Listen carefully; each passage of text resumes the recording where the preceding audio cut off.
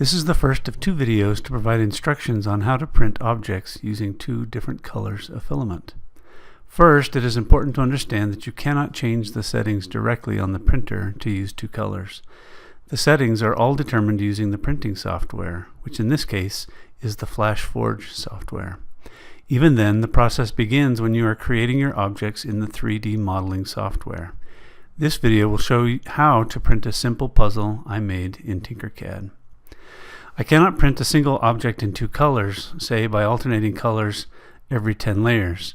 To print in 2 different colors, then, I need to create 2 separate objects. The puzzle has a rectangular piece and a round piece with a connector.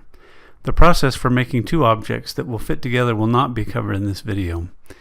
But once I have 2 objects, I need to save each as a separate STL file. I do that by clicking on the object, then on Export, making sure that the option to print only the selected object is marked. I then repeat the process for the other object. Once I have the 2 objects saved as separate STL files, I can import them into the FlashForge software by clicking on Load and selecting the 2 files. The objects will then appear in the virtual printer.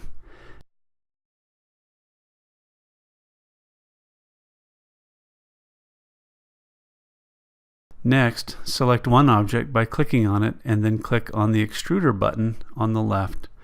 You will see 2 options, the right extruder and the left extruder. I will have blue filament in the right extruder and I want the rectangular piece to be blue, so I selected the right extruder. The circular piece will be yellow, which will be loaded into the left extruder.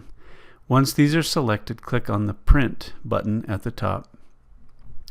In the Print dialog box, you will see options for the type of filament you can load into each extruder. The easiest and cheapest filament is PLA, which is what came with your printer.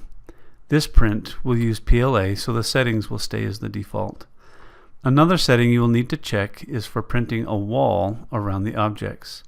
The purpose of printing a wall is to clean off one extruder nozzle before the next one starts to print.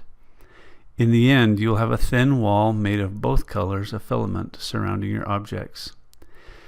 Click Save and name your file. Be sure to pay attention to where you save it. Once it is saved, it will have an X3G file extension and you will need to copy it to an SD card. With the file on the SD card, you are ready to insert the card into the printer and begin the print. See the second video for instructions on how to initiate the print.